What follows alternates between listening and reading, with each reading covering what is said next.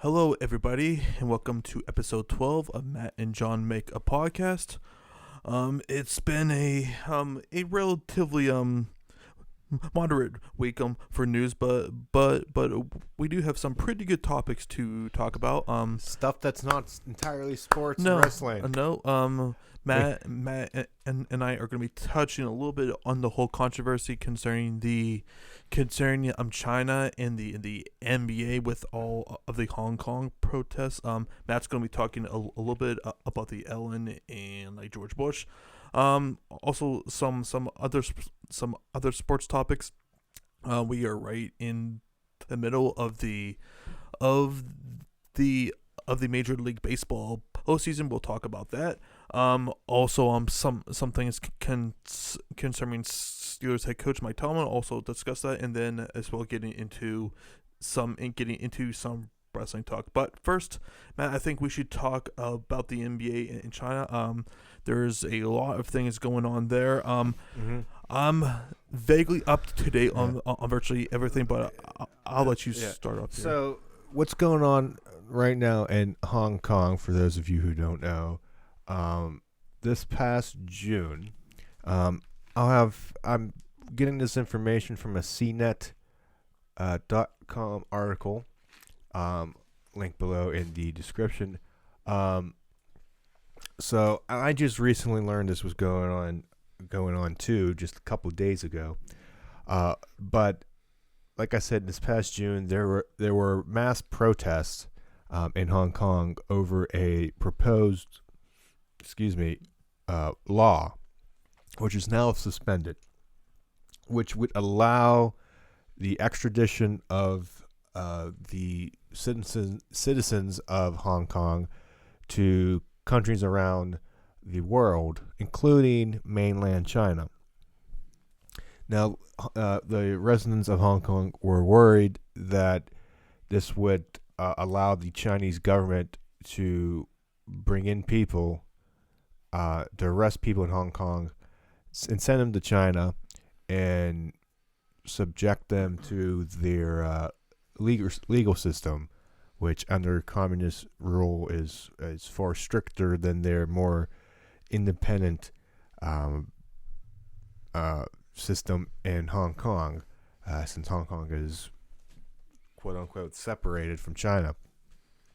And there have been, again, big protests, and people have were in the streets.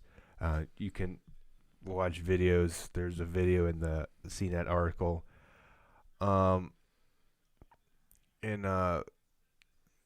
there even was one teenager shot in the chest by the police on October 1st here.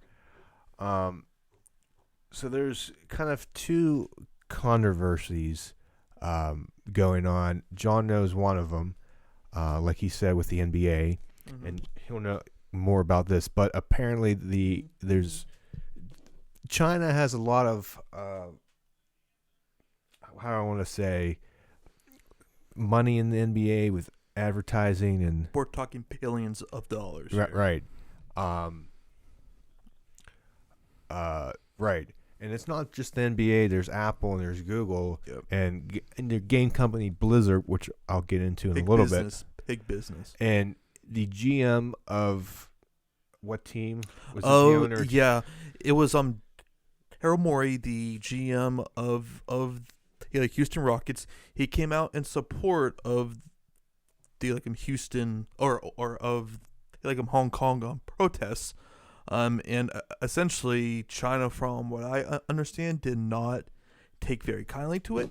And essentially, the whole NBA has come out and said, our values do not reflect the values that Daryl Morey said. Pretty much, they were completely backtracking and just throwing him under the bus because of how much business that the NBA has with China right now, and it's billions of dollars, and it goes back to everything, and it kind of makes the entire league look back because I am not a big politics guy, but how many times did we see that, whether it was Steve Kerr, LeBron, whoever, like it was anything concerning Trump or whatever, they were constantly talking.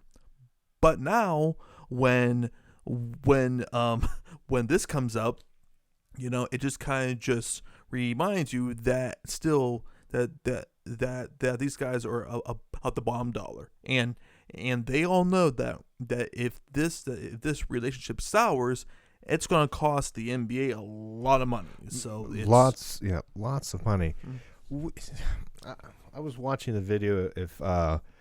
If you don't heard of the YouTuber Review Tech USA, the channel, Rich, shout out to him. He had a video I watched that because this is how I'm going to get into the video games.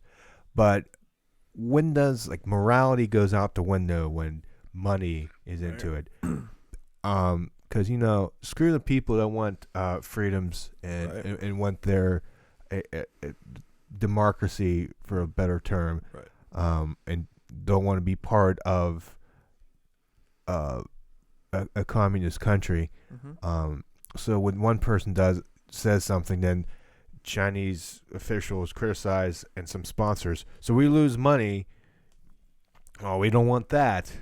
So let's get on this guy for having an opinion. And if it costs us money, no, we don't want that. And like corporations, man. Well, and you're seeing it now. ESPN is not even touching that topic, and I know a few affiliates have really called out ESPN for just being completely silent on the topic, like they won't even bring it up or anything, which just kind of just shows you just how close the ESPN and the NBA work together. I don't think that's a coincidence at all. I never knew how much of an influence China had until this happened. To be completely honest with you. To be completely honest. Well, with Yao Ming, who was also a former Houston Rocket, basically was an ambassador for China for the NBA. Yeah. And he was what got basketball really big. I mean, just over there, like a guy like Stefan Marbury, who was a former guard for the Knicks. His career in the NBA essentially soured, and then he went over to China, where he's making really good money over there. His brand is really big over there. I mean, it's a really big market. I mean, we're even seeing now in MMA with the UFC, they had a recent event. It was a month or two ago, where actually they had a Chinese woman fighter who won the 115-pound title there. And it's a very big marketplace, and there's a lot of untapped potential from a financial standpoint. So, I mean, I get what the NBA's agenda is, but at the same time, in the court of public opinion, I mean, it just makes them look really bad because they're not supporting the democracy or freedom and whatnot. But I mean, that's kind of the sword, or that's kind of the type of game that you play when you get into business with these people who have way different values and laws, and how they enforce those laws. I mean, hell, I remember when there was an incident with one of LeVar Ball's sons, who I believe stole some jewelry or something over in China. He was essentially held captive in China, and it wasn't until Donald Trump stepped in that he was able to get away and out of China. So it's a lot of craziness with the NBA right now, man. Yeah. And then we got that, and for the video game side, company Blizzard, developer Blizzard, is under controversy. For those who don't know what Blizzard does, they made games like Diablo, World of Warcraft, if I can say the damn name, and other games. But the growing controversy is they had a Hearthstone tournament game, and there was a pro player. I'm just gonna say his gamer name because I'm gonna butcher the actual name, but it's Blitzchung. He won a tournament, and during a post-game interview on October 6th, he said in Mandarin, "Liberate Hong Kong, revolution of our age." And the interviewers were like, "Oh my God, I can't believe he said it," but I think they were in on the whole thing. Well, on the 8th, 2 days later, the company Blizzard said that Blitzchung violated the competition's official rules and removed him from the tournament, the Grandmasters tournament, and a 12-month ban from other events. And that caused outrage on the internet with the hashtag boycott Blizzard trending and people canceling their subscriptions to World of Warcraft, and a former developer for Blizzard as well. So pretty much, and the two interviewers got, I think, canned as well for supporting that. So, like, again, why can't we just have opinions and say it and not be criticized? But if somehow we can't have we can't have our own thoughts anymore without the company's bottom line getting affected, and then nope, screw you, you're done. It's morality has gone out the window here, and it's a shame that this person who's enjoying a sport, an e-sport, enjoying a hobby, something he likes to do, is punished for having an opinion. Same thing goes with the GM. Yep. You have an opinion. Yep. I mean, it's a shame. Well, it just goes to remind you, like here in the States and especially in China, things are vastly different. And freedom of speech, be thankful that you can essentially say what you're feeling and not feeling that you are going to be punished or anything for that. Here is the official statement in the rules of this tournament. So here we go. Engaging in any act in Blizzard's sole discretion, so it's kind of up to them. That's a gray area. Brings you into public disrepute, offends a portion of a group of the public, or otherwise damages Blizzard's image, will result in removal from Grandmasters and reduction of the player's prize total to $0, in addition to any remedies which may be provided from under the handbook and Blizzard's website terms. So essentially, if they feel that you are full of crap, or if they don't exactly like what you're saying, they can essentially fire you without if cause. If you hurt them, then, well, screw you from having an opinion. Yep. man, China. It's a slippery slope, man. It's a slippery slope. But We get shut down. Like China controls everything, and we I don't know. But so you might be real quick. So when you may saying, okay, what's China and Blizzard have to do with each other? Well, in the video game market in China, that's worth $36.5 billion US. Second only to us here in the U.S. as of June, and it's expected to reach $75 billion by 2024. So Blizzard's trying to get into the China market because that's a lot of money. Makes business sense. everyone is trying to get into the China market right now. Michael Pachter, which is a equity research analyst for Wedbush Security, says Asia, quote, Asia is 12% of Activision's revenues, or around $800 million.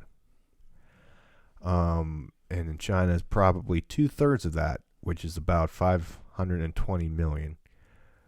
And you want to go big. They clearly want to be bigger there, end quote. So they have some entrance in there. Blizzard is partners with a company, NetEase, which is the second biggest Chinese company. They renewed the partnership until 2023, and they've worked to release World of Warcraft, Overwatch, and other games. So there is some money sank into China. So if you tick off China, that affects the money coming in. We don't want that. Screw your opinion. You need pro-China.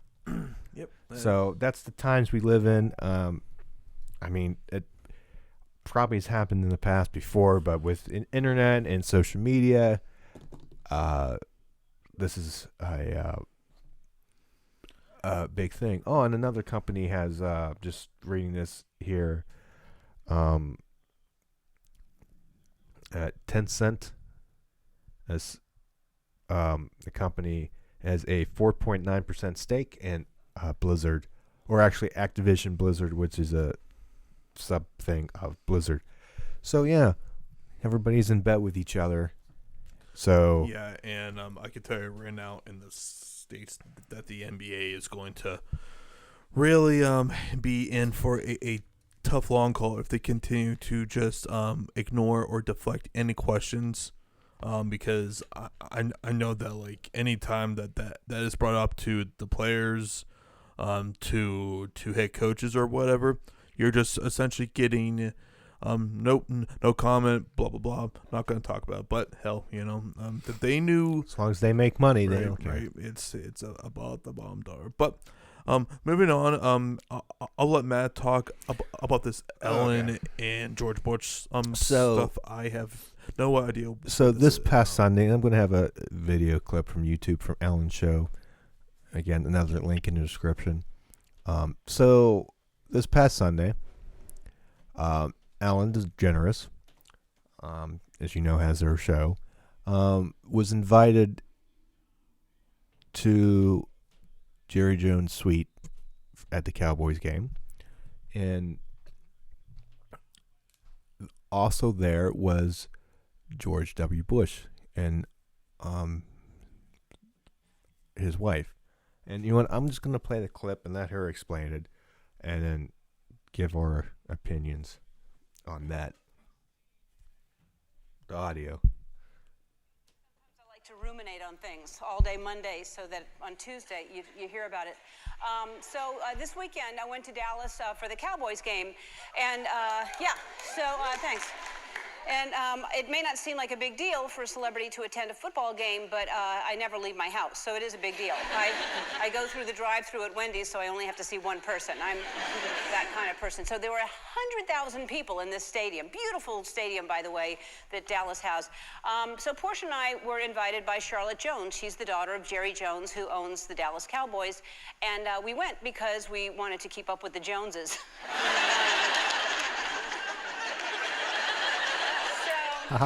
So anyway, so we get to sit in this very fancy suite because, you know, he owns the whole place. So his suite is fancy, and he's got fancy friends. And I don't mean fancy like Real Housewife fancy. I mean like fancy. Look, this. So she proceeds to show a clip of the video she took, and it shows George W. Bush sitting there. Portia was talking to, and George W. Bush, and then in front of us was the tallest man in the world. And so I've got to say, when we were invited, I was aware that I was going to be surrounded with people from very different views and beliefs. And I'm not talking about politics. I was rooting for the Packers, and get this, everybody in the Cowboys suite was rooting for the Cowboys. And so I had to hide my cheese hat in Portia's purse. And don't get me wrong, I like the Cowboys. I love the Cowboys. I love all the Village people, as a matter of fact. But Aaron Rodgers is a friend of mine. He's the quarterback for the Packers, and so I'm sitting in the Cowboys suite, the owner of the Cowboys, and secretly cheering every time the Packers scored, or every time another whistleblower came forward. And the referees, you guys, the referees. Chump joke.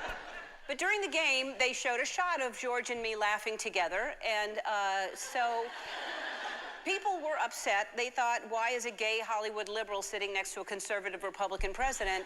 Didn't even notice I'm holding the brand new iPhone 11. And, but a lot of people were mad, and they did what people do when they're mad. They tweet, and but here's one tweet that I loved. This person says, Ellen and George Bush together makes me have faith in America again. And exactly. Here's the thing. I'm friends with George Bush. In fact, I'm friends with a lot of people who don't share the same beliefs that I have. We're all different, and I think that we've forgotten that that's okay, that we're all different. For instance, I wish people wouldn't wear fur. I don't like it, but I'm friends with people who wear fur. And I'm friends with people who are furry, as a matter of fact. I have friends who should tweeze more. And I have, but just because I don't agree with someone on everything doesn't mean that I'm not going to be friends with them. When I say be kind to one another, I don't mean only the people that think the same way that you do. I mean be kind to everyone.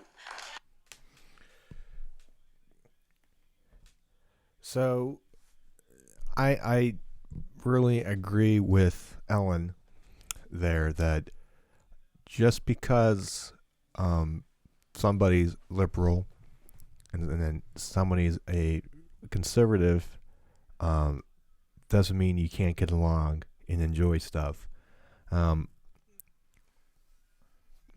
I know, like, you and me, maybe not on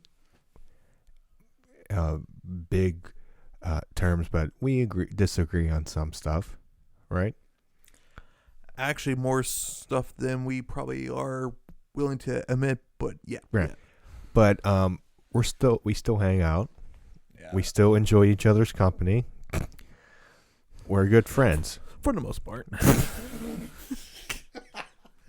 But we're still friends, and it's okay. Not everybody's the same. I and you probably can attest to this as well, that we both have jobs.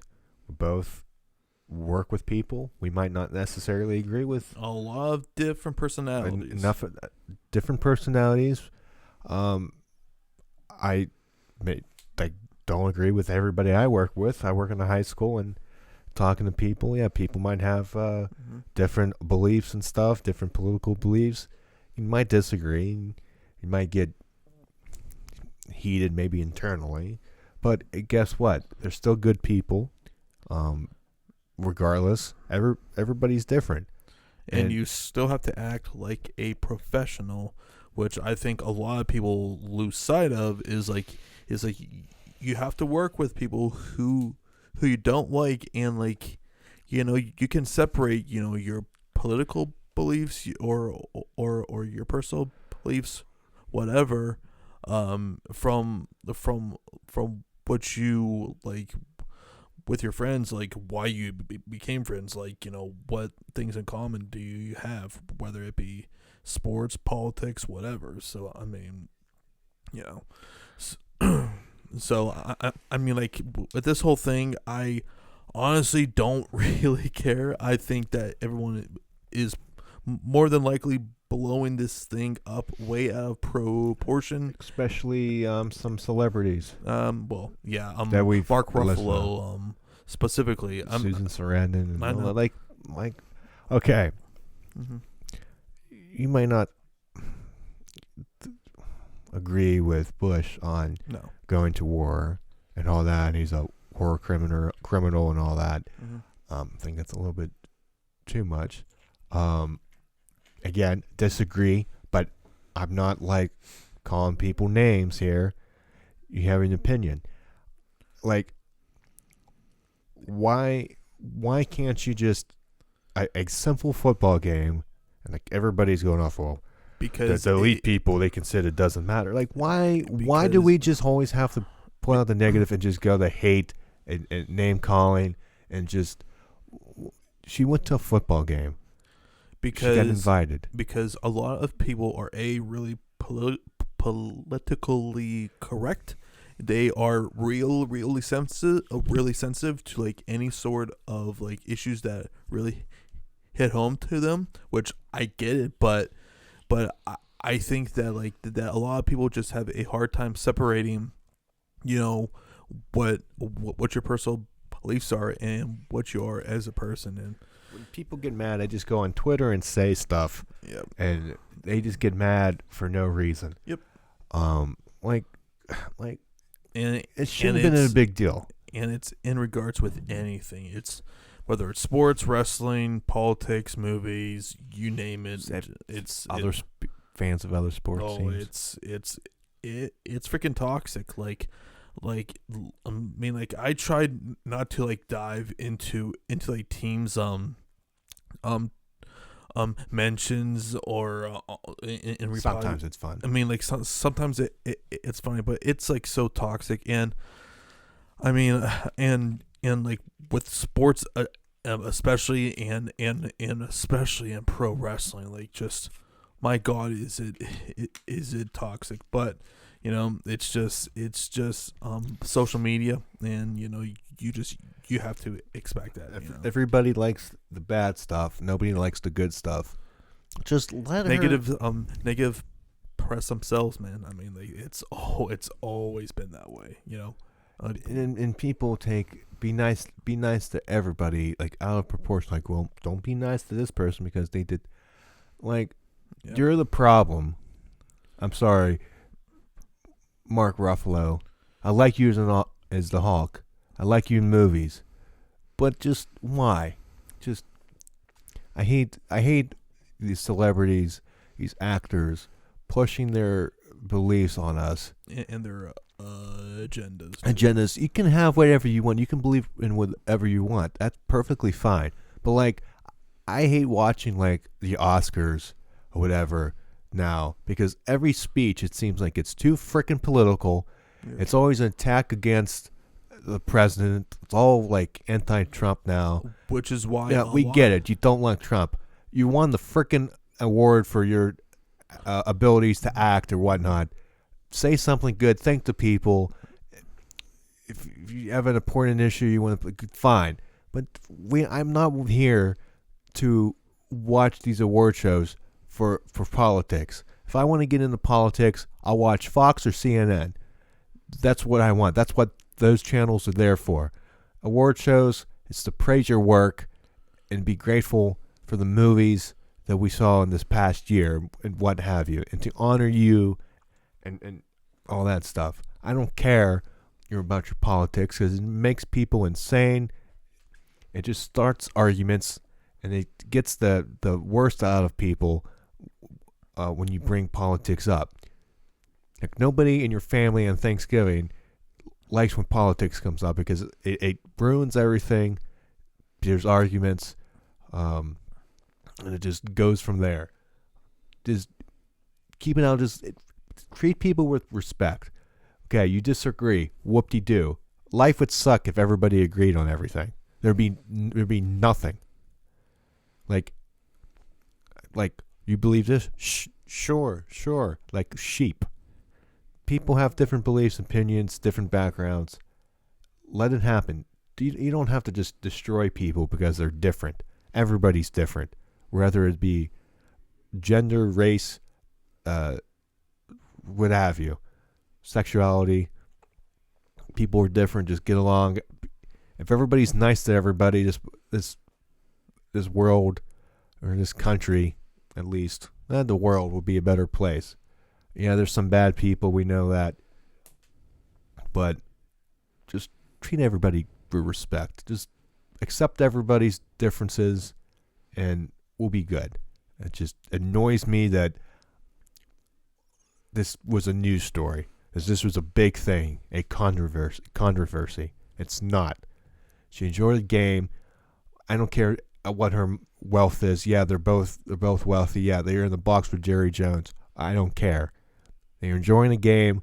They have different beliefs. Can you disagree with them? Sure. I'm like a broken record, but I feel like it needs to be said over and over again. Let people enjoy things. If they're different than you, I don't care. So what?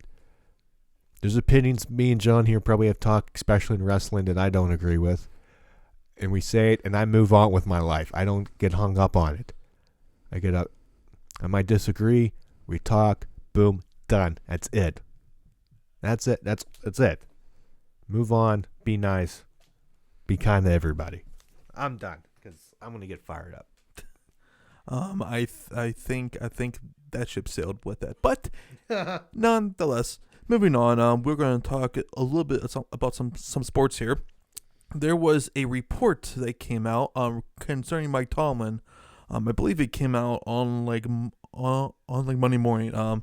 So the Washington Redskins fired their head coach Jay Gruden, which has been a long time coming. There was a video that actually came out with him of him smoking weed and cheating on his wife, which was really? Yeah. I haven't. Where have I been? Yeah, there was like a 30-second video that was recorded, but.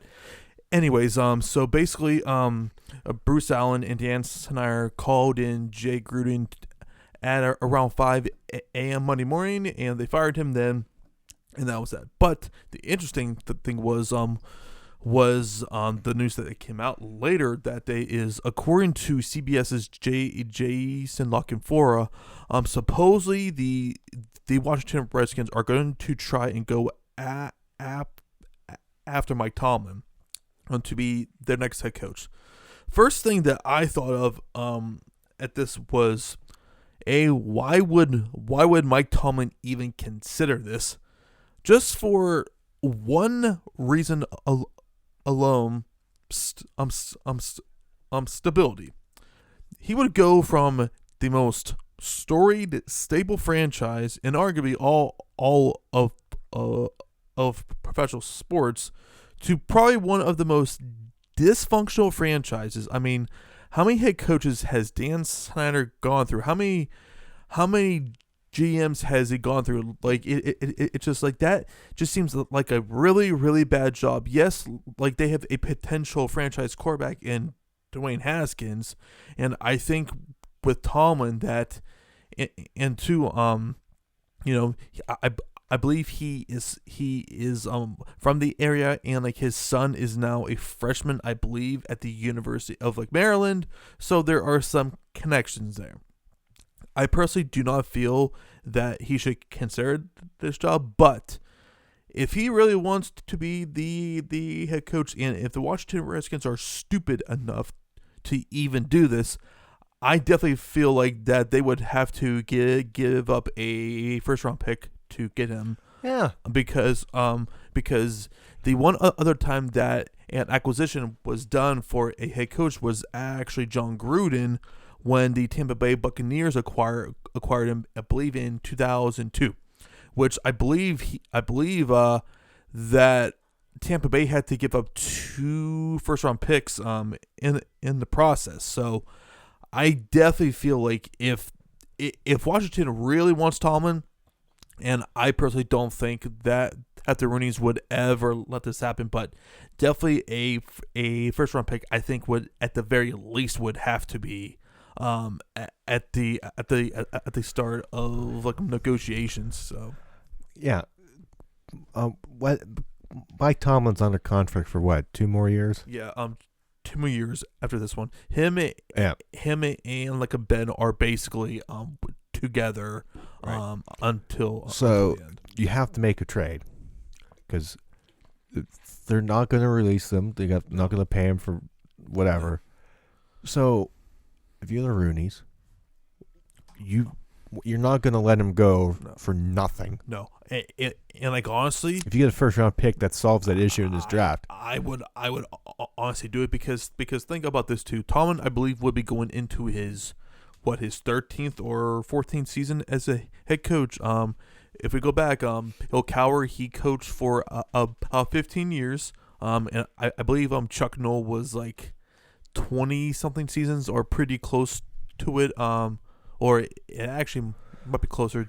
Yeah. It was about 24 seasons. Anyway, I think it wouldn't be the worst idea for the Steelers to possibly get a new head coach. Because I don't believe that I believe that Tom is still a really good head coach. I really do. But I mean, like, if they're willing to give up a first round pick, because think about this too, Washington is going to be picking more than likely in the top 5 this year. Pretty much. I mean, like, and the Steelers acquired Minka Fitzpatrick, who it was essentially getting a first round pick this year. Yeah. If they can somehow swindle that, I mean, like, it would just remind you why the Steelers are why they are still one of the most consistent franchises years after year, and why the Washington Redskins are consistently one of the laughingstocks of the league is because of dumb moves that would be that. Again, I don't think that this is going to happen because it would be so un-Steeler-like. But then again, the last 2 or 3 seasons have been really un-Steeler-like. I mean, like, I can go back all the way back to them signing Hayden right after camp and going into the season, giving up a first-round pick for Fitzpatrick, giving up a 5th-round pick for Nick Vannett tied in from Seattle. So I mean, like, it's just, I mean, now I could see it happening just because of the crazier things that have happened with this franchise. And another thing is to consider as well, Kevin Colbert's contract is also up at the end of this season. Could it really be possible that the Steelers could be heading into next season without their head coach and without their GM? Now that would be something that I probably would have never have thought at any time during this season. But based on the things that have happened, who knows? But if they get like blown away with a trade offer for a first round pick, I think you have to take it. I think you take it. I think you have to take it. I wouldn't hate it. But if you get anything that's crap, you don't. No, I mean, I would specifically tell Dan Snyder and take Bruce it or Allen. leave it. First, take it or leave it. At least the first. And what I also found weird too. Did you see on Twitter? I think it was on Tuesday or Wednesday that apparently that the Washington Redskins private jet was at the Pittsburgh National Airport. And supposedly they transported a player to receive some medical attention. I did see that. Yeah, UPMC, which I want to believe that is all that it was, but I mean, judging with that organization, nothing would surprise me. But I mean, it's just a very weird situation. But also more weird was like Tomlin really didn't completely kill that whole idea. Like he just he denied it, but he didn't really rule out the possibility, which I found interesting. So I mean that's definitely something that we should keep an eye on once the offseason gets here. But anyways, now it's time to move on to some Major League Baseball. So the LA Dodgers Dodgered again, and when I mean LA Dodgered again, I mean Clayton Kershaw choked again. Going it was 3-1 going into the 8th inning, right, Matt? Yeah, but I think so. Yeah. So Bueller pitches a pretty damn good game last night. I believe he went 6 2/3, and Kershaw came in to face a lefty, and he struck out the guy on 3 pitches. I don't know why Dave Roberts did not just put in his freaking setup man, who's been one of the best setup guys in all of baseball. So instead, he leaves in Kershaw, who throws 3 pitches. He throws a ball to Anthony Rendon. Next pitch, hits it out of the park. Next batter hits another home run out of the park. It's tied. They bring in a freaking setup man. He strikes out the side. I'm like that is over managing at its finest. Oh, and it gets better. Joe Kelly eventually comes in.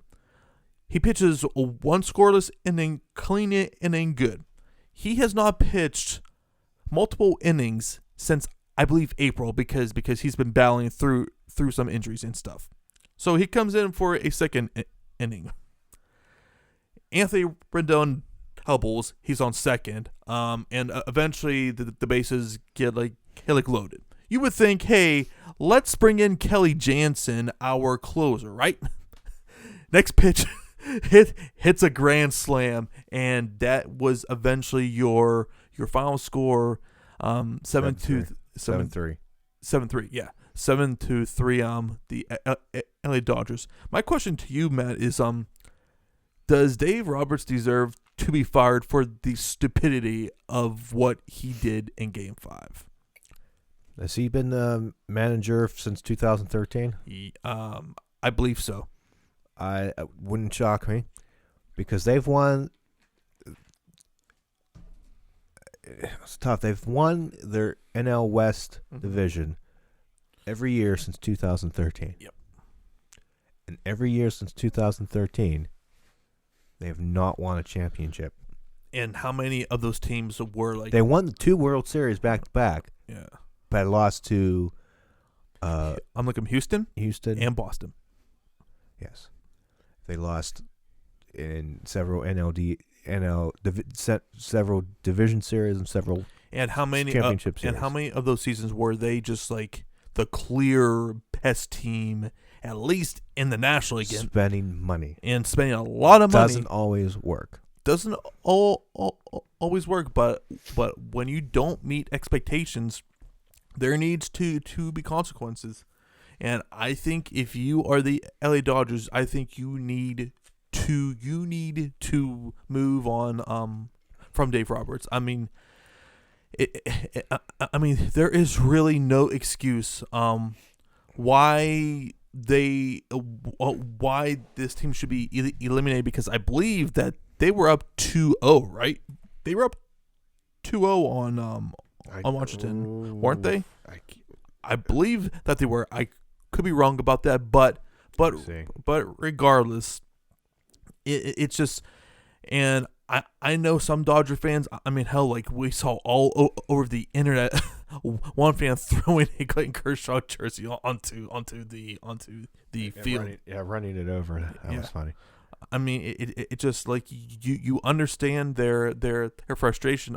I mean, the only other team that I could really compare to in sports history as far as failing to win a championship would be from the NFL, the Buffalo Bills, when they made 4 straight Super Bowls and did not win a single one. So I mean, it's really unprecedented territory. I don't know how you as a fan can like feel confident that this team will ever win a World Series, just because like it just seems whenever things get at its most difficult, that team just seems to always fold. I mean, it has to be frustrating because because that team should have at least 1 or 2 World Series. It wasn't 2-0. It was 2-1. Oh, 2-1. Okay. It was 2-1. So they had 2 games to win 1 game, and they did not. Game 1 was 6-0 Dodgers. Walker Buehler won. Game 2, Steven Strasburg won, and Clayton Kershaw lost. Yeah. And saved Daniel Hudson with the damn save. Of course. Game 3, the Dodgers won 10-4. Ryu won, and Patrick Corbin lost again because he pitched game 1. Game 4, Nationals won 6-1. Max Scherzer won, and for the Nationals. And then game 5 and 10 innings against 7-3 against Steven Strasburg, right? I believe so. Okay. But Daniel Hudson has the win. Joe Kelly got the loss. But Kershaw pitched. Yep. Yeah. I mean, and that's going to be one of he was the good images. up until that point. Yeah. Clayton Kershaw, he was playing 2 games. He had a 7.11 ERA. Jesus. In these playoffs. He's 0-1 within 6 1/3 inning pitch. He had 5 strikeouts, 1 walk, 8 hits, 1.421 whip. Yeah, so like the difference in the play, at least regular season, this season in playoffs. I mean, he was 16-5, 3.03 ERA, a whip of 1.043. So like regular season, basically almost untouchable. Yeah. When it comes to playoffs, I don't know what it is with him. I mean, it's completely mental at this point. Like, there's no other explanation that I can really see. I mean, His postseason pitch, in 9 years, which is 16 series from 2003 to 2019, he has an ERA of 4.43. In the NLDS, it's a 3.99. He's 5-4. In the NLCS, he's 3-5 with a 4.61. And in the World Series, he is 1-2. He probably, I know he. How was he 1-2? How did he win one? Must have won a game in the World Series somehow. Did he do a save? he might have. I can't remember. Because it just has 2 World Series here. Anywho, with a 5.4 ERA in 26.2 innings pitched in the World Series. So like it's freaking weird. But like in regular season, in 12 years since 2008, he has an ERA of 2.44. Again, compared to, and this is on baseballreference.com, compared to 4.43. Almost 2 runs more. Pretty much 2 runs more. It's a story right there. So. That when it comes to playoffs, winning Cy Young's, he could be one of the best modern day pitchers to not win one. It's like a LeBron James thing. I would also, until LeBron James won one. I would honestly compare him more to a Tamarino too. From that's true. That is true. From the something Miami modern. Dolphins. Well, modern day. Mm-hmm. But LeBron James is one. Yeah. But like, It's just weird. I don't know. I don't know what to tell you. Yeah, I mean, it's like I said, it's a lot of it is psychological. But so we had that series, and the Cardinals just wow, that Game 5 was surprising. I came home. I wasn't. I come home from. I forget. Oh, I was staying after at school, and I came home and I looked on the TV, and it was 11-0. I went, holy crap! Right. What the hell happened? Yeah, a 10-run first inning, and 2. It's the first time ever in Major League Baseball postseason history that a team has scored 10 runs in the first inning and not a single home run, and off of 5 hits. Like it's, I mean, like and what's more surprising too is this was at Atlanta. Yep. And like on top of that, Flaherty just pitched a gem. He was just unhittable. On top of that, so I mean, can't say that's an Atlanta guy. No, I mean, wow, it was just a complete nightmare scenario for the Atlanta Braves there, and now they go home and now sets up the NLCS. At the beginning of the year, mm-hmm. would you expect the NLCS to be the Nationals and the Cardinals? No. I mean, like, I don't think so. I would have probably put the Dodgers in it. Well, definitely the Dodgers for sure, but the thing was too, the National League is so wide open too. Like, there wasn't, like, outside of the Dodgers, in my opinion, there was no other great team in the National League. Like, as we saw, Philadelphia was really overhyped. I mean, like, there was so many people picking Philadelphia to get to the World Series. Chicago was in that mix, although like where they pretty much essentially brought back the same exact team, and we saw how that went. I believe to end the season they lost 8 or 9 consecutive games or something like that. Or there might have been like a few games before the last game of the regular season, but I mean, and now it's the Nationals versus the Cardinals, and I think that's probably going 6 or 7 games there. I'd be stunned if it didn't. You never know. St. Louis have their BS dust. I mean, like, it just St. Louis is like, I compare them a lot to the Patriots. Honestly, like they are always in contention, and yeah. Like, they have been a little up and down the last few seasons. But hell, they're in the NLCS.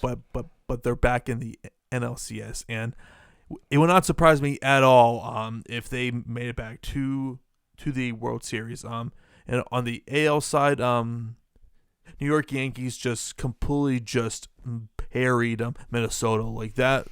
Like that was just a complete mismatch. I believe.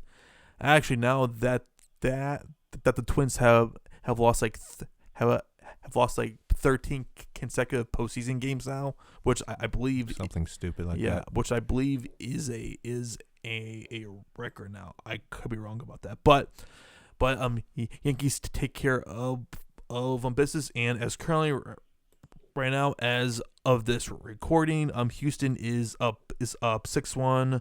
On the Tampa Bay Rays in the bottom of the 8th, so it looks like, unless some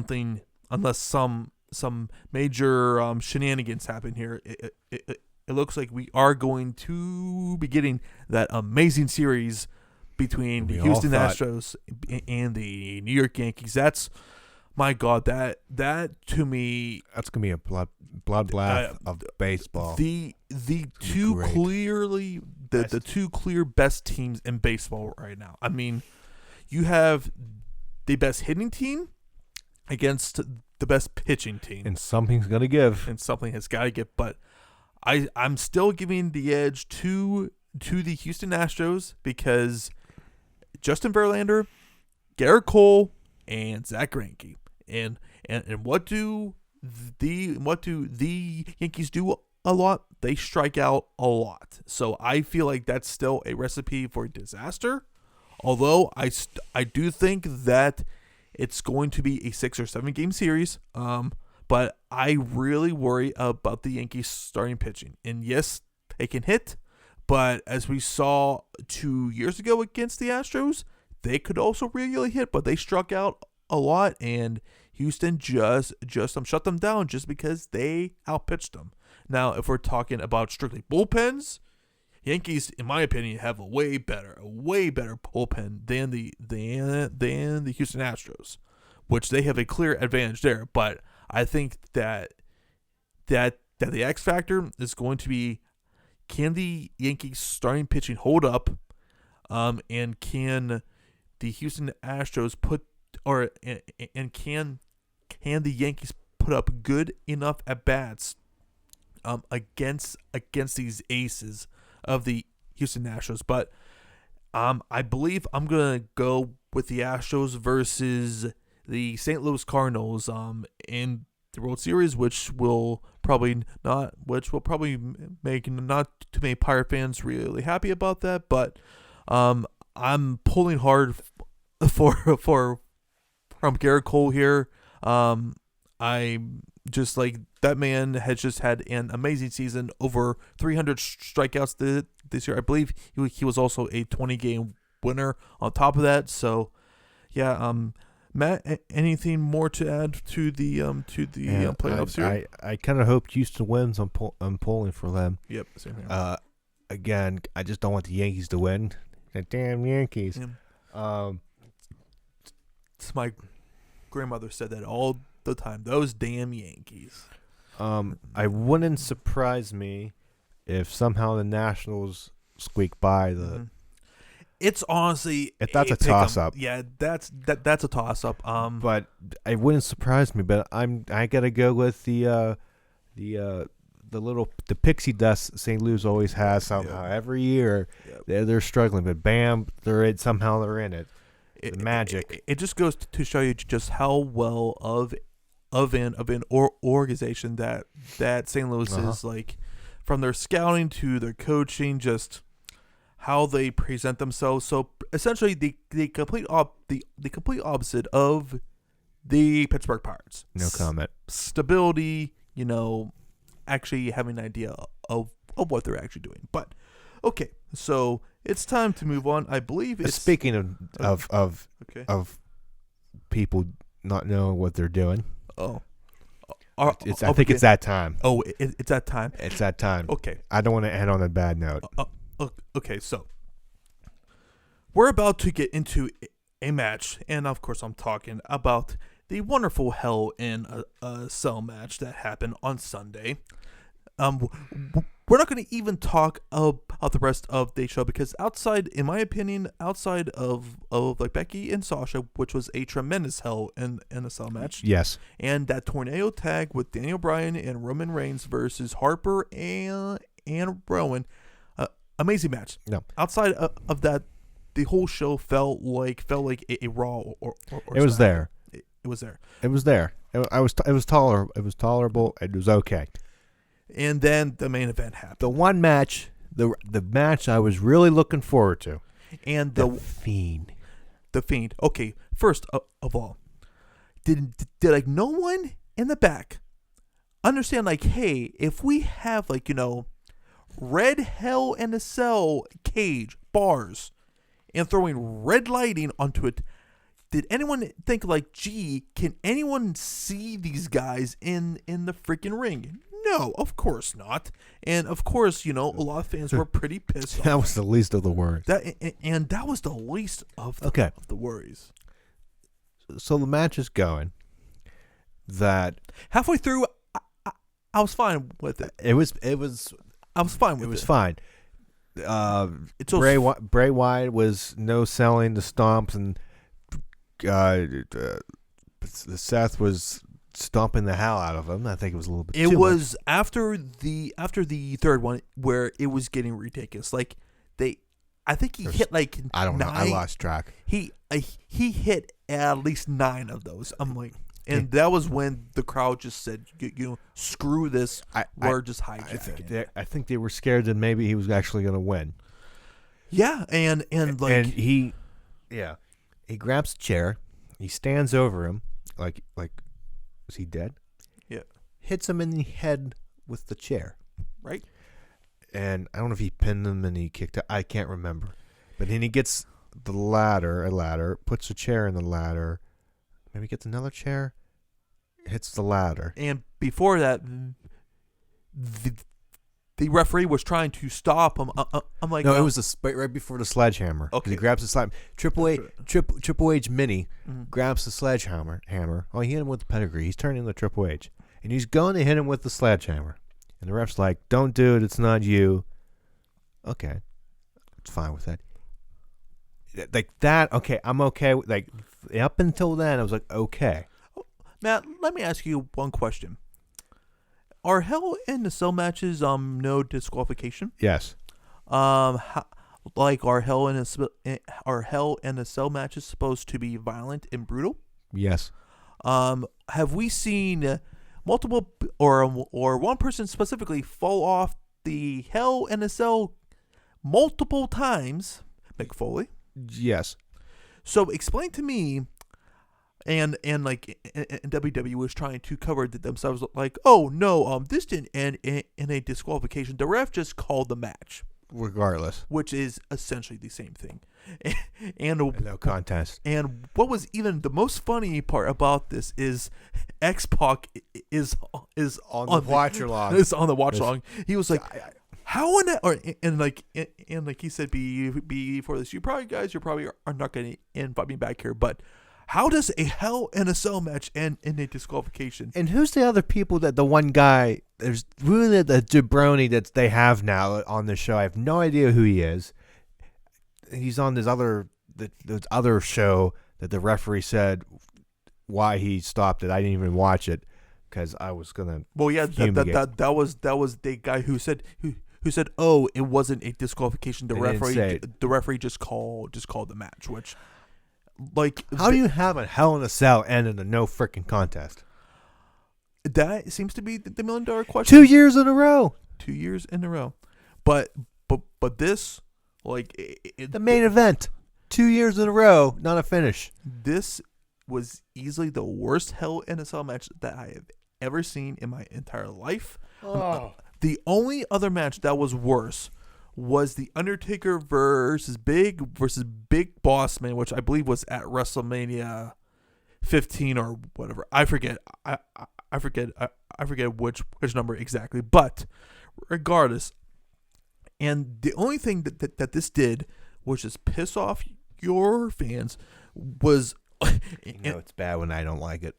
It's really bad. Like, I texted Matt right after that went off, and he's like, John, I can't believe that they actually did that. I just said I don't even want to talk about it. Like, he didn't even want to talk about it. That was how mad that this man was. Like, they single-handedly killed the Hell in a Cell concept by doing that, because now no one is going to take the Hell in a Cell structure seriously. Everybody's going to think next year that it's going to end in disqualification. When the WWE account tweeted, what's the outcome of this match? That should have been a red flag. A pinfall, submission, or disqualification in a Hell in a Cell match where you can do anything to your opponent. How is that even a choice? It just circles back, Matt. I didn't think they were going to do it, but they did. It just circles back, Matt. Vince McMahon thinks that his fans are a bunch of freaking idiots. Like, he just does on a consistent basis insults the fans' intelligence on a weekly basis. Why? And like we say the same things and the same issues with this company. It's whatever happens, please don't have the rematch be in Saudi Arabia and then they put the title on. Well, no, because are they not doing that? No, because I hope to God not. Seth is he is. Oh, it's doing the thing. Yeah, that's right. Yeah, he's Fine. on. Okay, team, that's right. He's on team Hogan. That's right. I totally forgot about that. So yeah, thankfully that's what happened. But after all of the goodwill that they did on the premiere of SmackDown, this was a disaster. I mean, like, you heard every chant in the world, and man, the one company that looks amazing right now is AEW, because they got a whole lot of traffic just because of the WWE stupidity. I mean, it's more of the same. I can't. Why can you just put the title on him? It's on like Wyatt. Literally You build him up so bad, especially to how much of a and you'll probably have to edit that, but like, they made Seth the biggest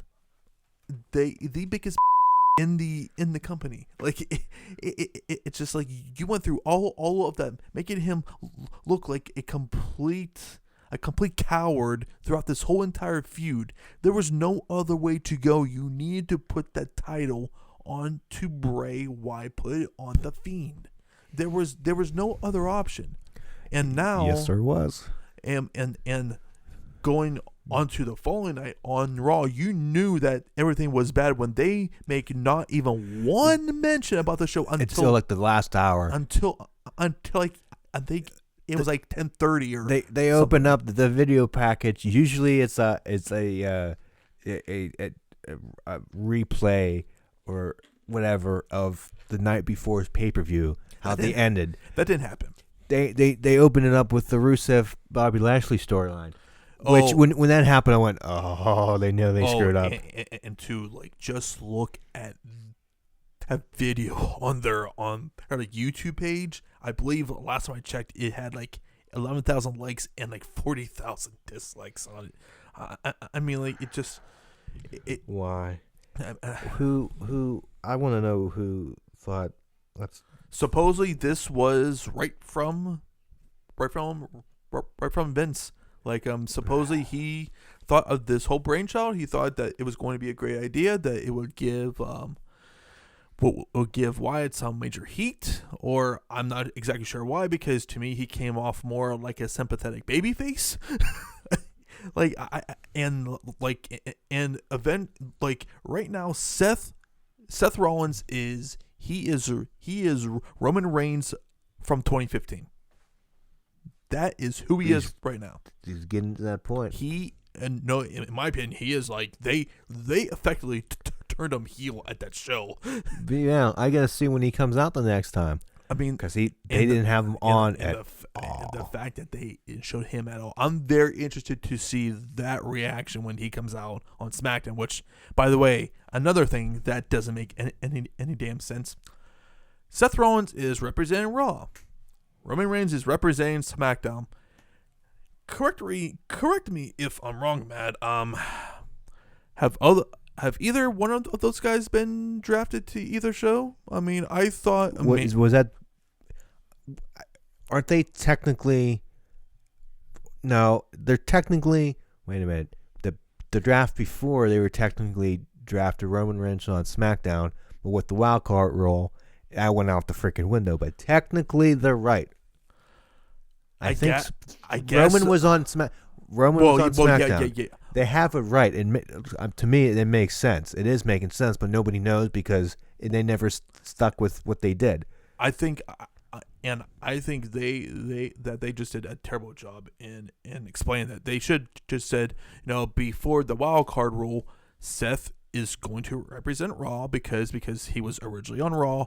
Same thing with Roman on SmackDown, which I don't believe that they exactly explained that. I don't think they needed. I mean, technically, but regardless, we should know. Yeah, I mean, besides points of time, they assume we don't know. Yeah, but to me, it makes sense. Yeah, so it's right. So yeah, we got that there, which I'm trying to be optimistic about this draft, but there's just I like how they're doing that.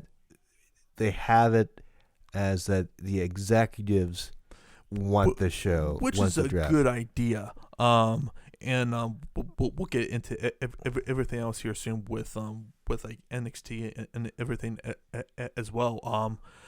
but because they're really putting an emphasis on USA and Fox. right, big time, which is not a bad idea, but it but technically getting, makes sense. But getting back to Seth and the Fiend, I really don't know where Seth's whole career is going now, because my God, they have just like, he's had a really rough year this year. So and they completely wasted what that 8-month build with the Fiend. And like, I'm not saying that he's like buried or anything. No, but he didn't. He's not buried because But he lost a lot of steam by them doing that stupid bullshit there. He's not buried because he didn't. No. He was just taking him like a freaking badass. Yeah. However, it hurts Seth more than it hurts Bray, because it killed Seth. Because people who love Bray, especially on top of that, they're gonna want him to win the title now, and when it hurt, it destroyed Seth. Well, and on top of that, he was already getting a little bit of a more mixed reaction on top of that. So because everybody liked Bray, because everyone liked Bray, and everyone was getting tired of Seth because of the way that he has portrayed himself outside of the WWE on social media and everything, and just how everything going on with the Fiend. So really not exactly where they wanted to be. But moving on now, we're going to get into the whole Wednesday Night Warriors here, week two. So basically AEW won again, which I don't think is all that surprising. And just some particulars here. AEW was slightly down. They did just 400,000 people. Yeah, they did 1.018 million viewers compared to 1.4 last week. But they also did. I'm not surprised it went down. No, I'm not either. And I but also that much. Yeah, but I also think that baseball. Yeah, baseball. I think with the reason why it didn't really affect them with Oakland and Tampa, because it was Oakland and Tampa. Like, this was occupying DC and LA, which are two really big markets. But I still think around 1 million is expected from them. Yeah. That, to me, that seems more normal. Yeah. If it goes back up, the only thing, if it goes back up when there's no baseball, back to what it was, that's going to be big. But I think that's where it's going to stay. Well, and around. I think too, with the whole confusion with True TV, because the whole thing that was going on is if the Atlanta and the St. Louis game went over, that they were going to simulcast on True TV, which I think threw some people off too. So, but like that hopefully won't affect them going forward. But a positive though, for this week, they are still doing really good in that 18-249 MO. They did 0.46 compared to 0.22 for NXT, and NXT's viewers just continue to decline as well. They only did, well, to be fair, both declined. Yes, but NXT, like, I'm starting to get really concerned about that brand, but I'll get into that shortly. They only did 790,000 compared to 891,000. I don't know if there's room for concern yet. I think you got to do minor tweaks, but NXT did beat AEW in the 50 plus categories. So. That was to be expected. Like, but that 18-49 is where AEW's heart and soul is right now. And Man, I mean, just like comparing both shows, the one thing that is just abundantly clear to me is NXT doesn't have any storylines right now. And there's a couple. I mean, like the only one that I'm clearly They did, but to me, I didn't watch all of it because I Yeah. couldn't get a chance. They did a little bit better job with video packages and things. I mean, like the only storyline that I'm clearly seeing right now is anything involving the Undisputed Era, and two, with those guys, they don't even have a tag team title feud for like Bobby Fish and Kyle O'Reilly. So, I mean, like NXT needs to start to implement some more storylines here because right now AEW just has like 3, 4, 5 different angles going on right now, and I mean, and until NXT changes what they do, those viewerships are going to decline just because. I mean, like personally, in my opinion, I think it's pretty clear that if they continue going where they are going, the fans are clearly choosing AEW right now. I mean, like it's pretty obvious at this point. Yeah, so that was the viewership there. But we'll get into the shows. We'll start with Dynamite. Matt, what did you think about the show? It was I didn't see what happened because I watched it last night. I forget. Again, it was another good show. Mm-hmm. I don't think it was anything. I might hate, but I don't. It wasn't like mind blowing. Like holy crap. It was just a good Chris Jericho. good show. Chris Jericho proves why he should have been the first. He's the star of the champion. show, in my opinion. Just that promo alone, he puts over every guy in his new group, who is called Inner Circle, which involves him, Jake Hager, Sammy Guevara, who I hate that guy. who I think sucks and I want to punch him in the face. who I think just doesn't really fit that group. And you also have LAX, who are just two crazy dudes who are really athletic and really badass. And Santana and Ortiz, they fit really well. And like I've been talking to a few people who I think would be perfect in this group, though. It's clearly Hangman Page. Like, they have been teasing him turning heel, not being really affiliated with the Elite as much.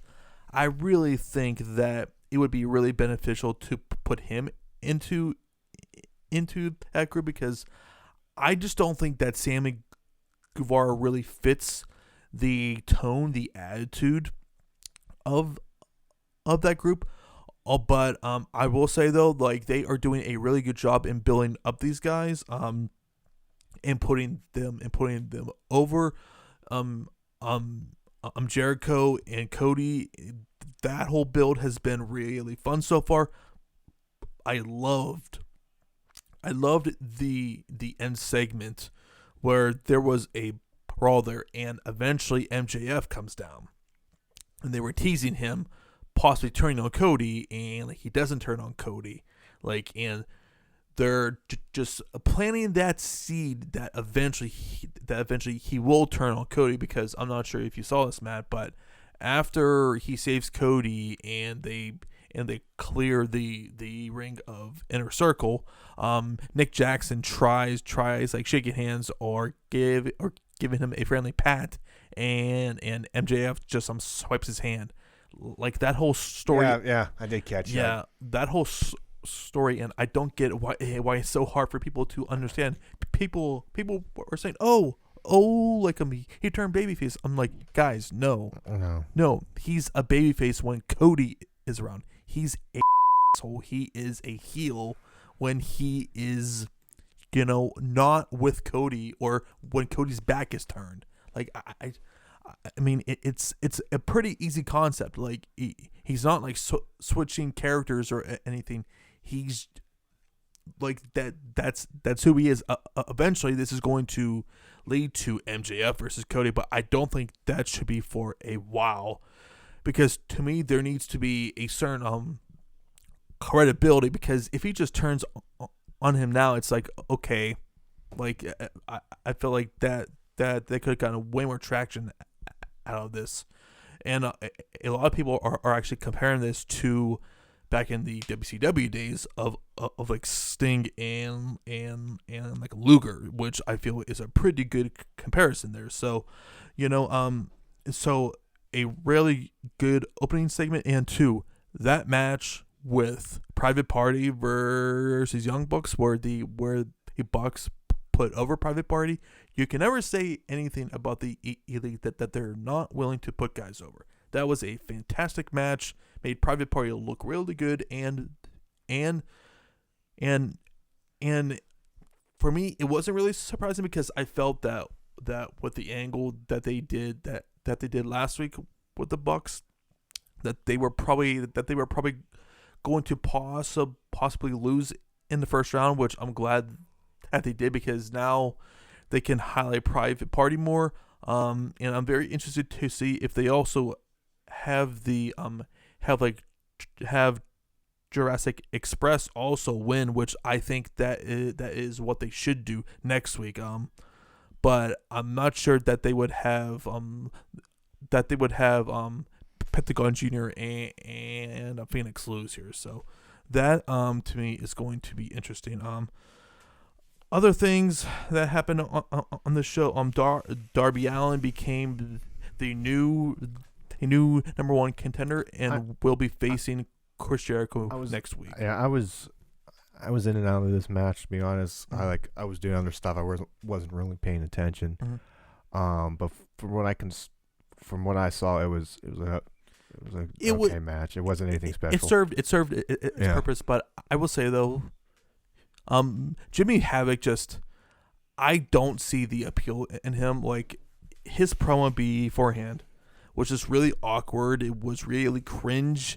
And like, to me, Darby Allin just stood out from the both of them. Like, just the crazy, insane bumps that he takes, and just how his look is completely different from everyone else on the roster too. I think that also really stands out. I'm very interested to see how this feud is going to go next week with him versus Jericho. Obviously,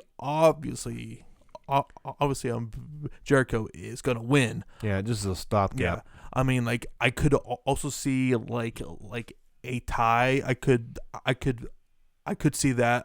But I do think that they should probably put over Jericho strong care, which I'm hoping that's what they do. I think they're gonna make.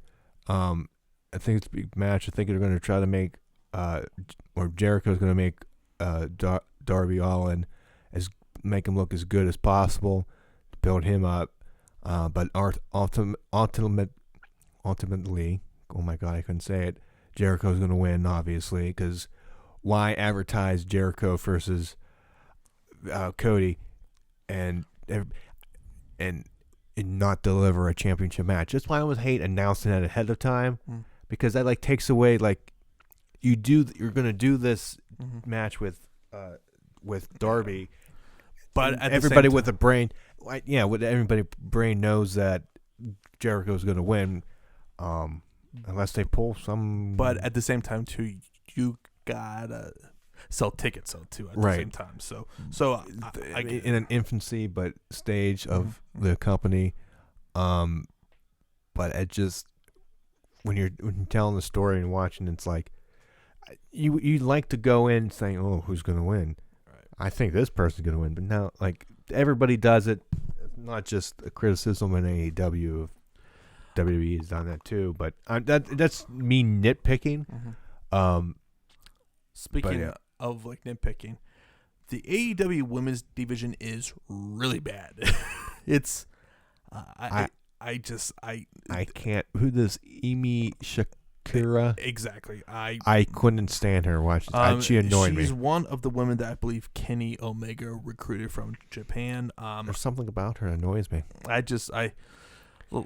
And I'm a fan of Britt Baker, but to me she came off like the only star in that match. Yeah. I mean, she's the only one that I would really watch right now in this division. Like, they really don't have anyone to really build that division around. I continue to say that whenever Tessa Blanchard's contract is up with Impact Wrestling, they need to do everything in their power to get her to AEW, because they need some major help with that division. There's such a long way to go. I mean, granted, it's still a very young company, and it's going to take some time to develop, but like, it's not interesting, and on top of that, there is like no storyline or whatever going on with this now. Is it me? Maybe it's just me watching, but it just felt like Presley was barely in the, like, wasn't that significant in the match, or is that just me? Not paying attention as well. Honestly, I was kind of in and out as well. I did not care about this match, but I was watching it. But like at the end, I thought to myself, did she even do anything? No, I don't think. No, not really. But I maybe mean, once or two things. But she was the afterthought to me. The Emi Shakira was more of a focal point in this match, and she got submitted to by Britt Baker, which they put over Britt pretty strong here.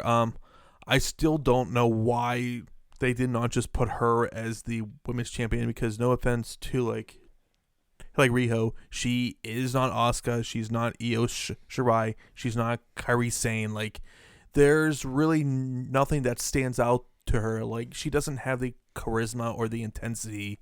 Just put it on the other woman who has that look. Right, Nyla Rose. That if you put a lineup of Nyla Rose and Riho and say who you think's gonna win, I'm fairly confident that 100 out of 100 people would say Nyla Rose just by the looks. And I could probably do it. Like, it's to me, it wasn't realistic that she beat Nyla Rose like that. And in that situation, I would rather build up my top heel and then eventually build up. Did you make a baby face? And which I think that it would have been a good story to have Britt Baker eventually beat her, but no, I really don't know what they were going for here, and it made no sense. Yeah, so I really didn't get that. But also we had also Jon Moxley defeat Shawn Spears in a very physical, good match here. Moxley's intensity and just his presence, man, is just, it stands out from everything else on the show, man. Like his entrance, and like, he's all business. Like, when he gets in that ring, he's ready to fight somebody. So what'd you think about this match here, man? Again, my analysis is top notch. I was interested in this match. Moxley, what else can we say? It's a star. He's a star.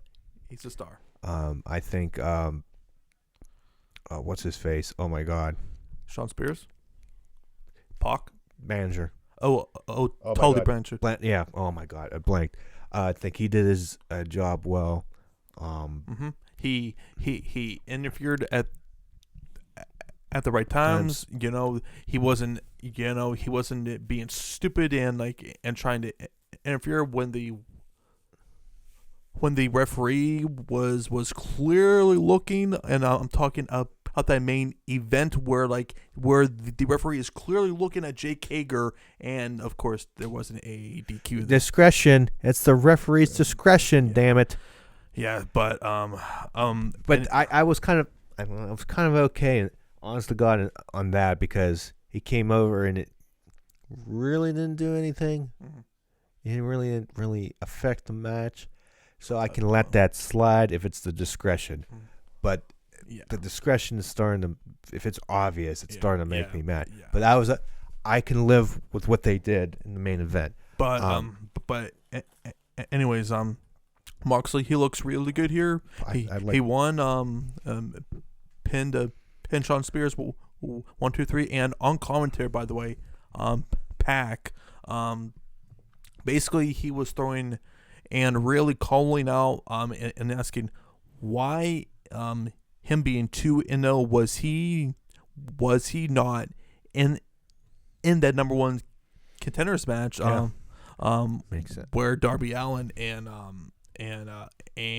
Jimmy Havoc were, because Pac has beaten both Kenny Omega and Hangman Page.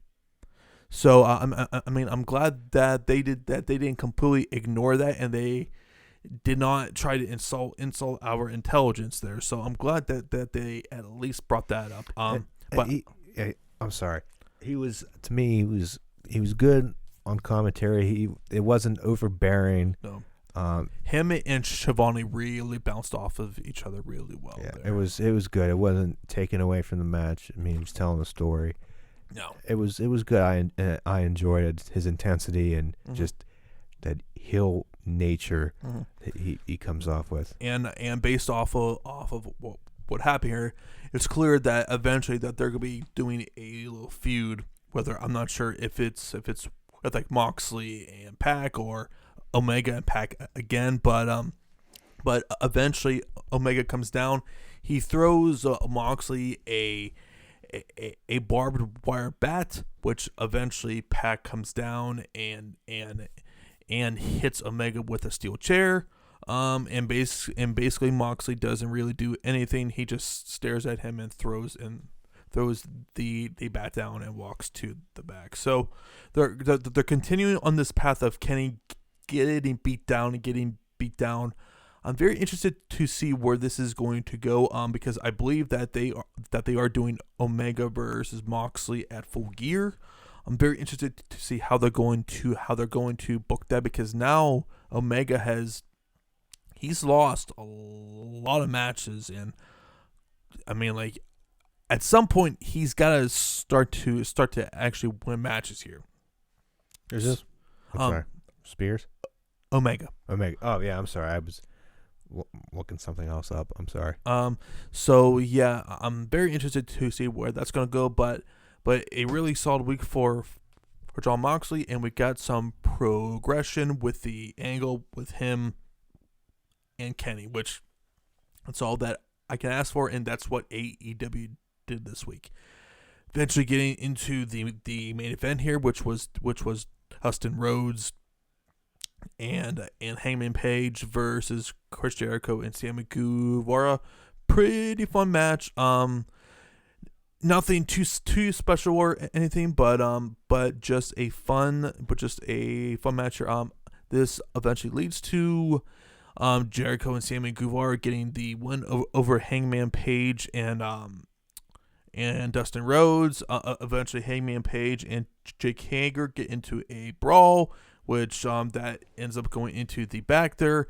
Eventually we get a brawl with the Inner Circle, and then Cody comes down with the lights out, and we already talked about MJF and everything there. So so the show ended pretty nicely. They gave you the impression that of you being excited for what's going to happen on next week's show. Now they are in Philadelphia next week, and then they come here in our neck of the woods here, Matt. So yeah, I'm pretty excited about AEW right now. They're clearly my favorite show right now. So any more to add before we move on here, Matt? I think we're running a little bit long, so let's get into NXT. Yeah, I've watched half of it because I didn't have time today. I didn't have time yesterday. I just watched the important stuff. We'll just go over the results here. Leo Rush defeats Drew Gulak to become the new Cruiserweight champion, which was the absolute right call. Leo Rush to me is probably their best cruiserweight right now, so no better guy to have that title, and now it looks like that 205 Live is dead now. So we're gonna be seeing a lot of the cruiserweights on NXT. Other other stuff. Rhea Ripley beat up Aaliyah, so nothing special there. And she kind of promo. She And- wants I'm looking at Shayna Baszler. I never heard her talk before, honest to God. So that threw me off. She has that like thick accent. She's a freaking badass. Like She has the look. Mhm. To me, if there's anyone that should probably defeat Shayna Baszler, it's probably Rhea. Yes. So we had that. Then we Forgotten Sons beat Breezango. Yeah, it's just a lot of these matches, and we'll get into that in a second here. Just there's like really no point to them or no angle to them, and that includes Kushida and Walter as well. I'll get to that in a second.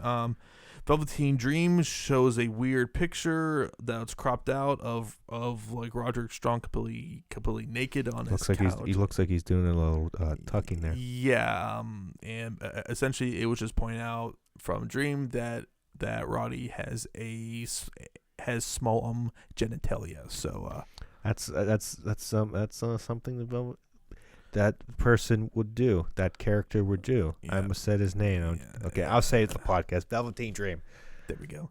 And then we obviously get to the main event where Walter defeats Kushida in a very physical match.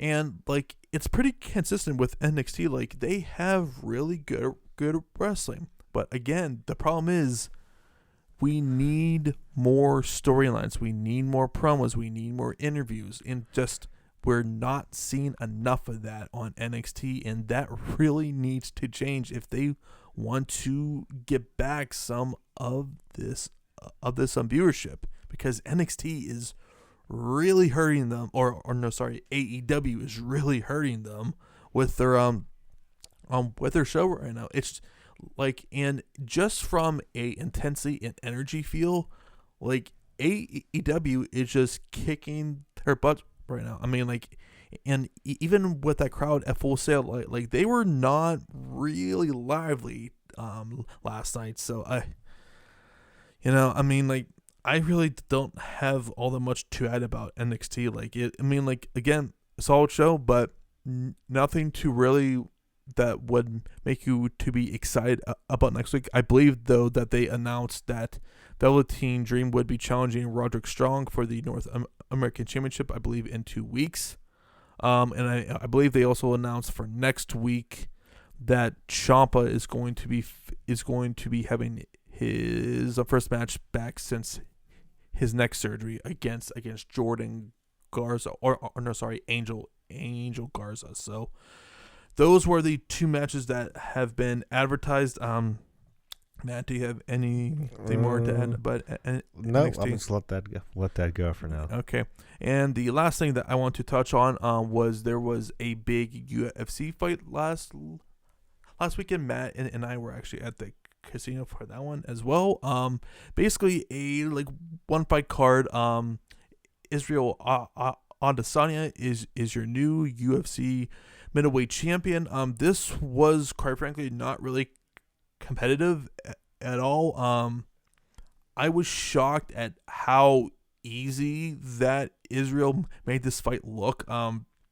It was just, it seemed very uncharacteristic of Whitaker. Just he dipped in like way more than I've ever seen him dip into the pocket before, but he was willing to make this fight pretty much a phone booth fight, and just it seemed like just every power blow that he tried to throw against Israel was just ducking out of the way, was countering him, and then eventually the fight ended in the second round. And man, Israel has some crazy charisma, Matt. Like it just that his whole entrance was just, it was very pro wrestling, like with the dancing, with the dancers and everything. Like, the UFC has another superstar on their hands. Like he's He's very relatable. He's very likable. He's very fun, and damn it, he's a great fighter. And now I believe he's only been in the UFC for like 2 years now, and he's already champion. Like that's pretty impressive to me. So now he's probably fighting Paulo Costa, which I personally feel that Israel has the advantage in that fight, just off of his technical stand-up game. I mean, clearly Paulo is a powerful striker, but I'm not sure if he's I'm not sure how great of a matchup that is against Israel. But a fun fight nonetheless, and Israel is your new champion. So, Matt, do you have anything more to add before we close this thing out here? No, I think this is a pretty big episode, probably one of our biggest. We had a lot to talk about in the beginning, with controversies. Mm-hmm. And you have anything else?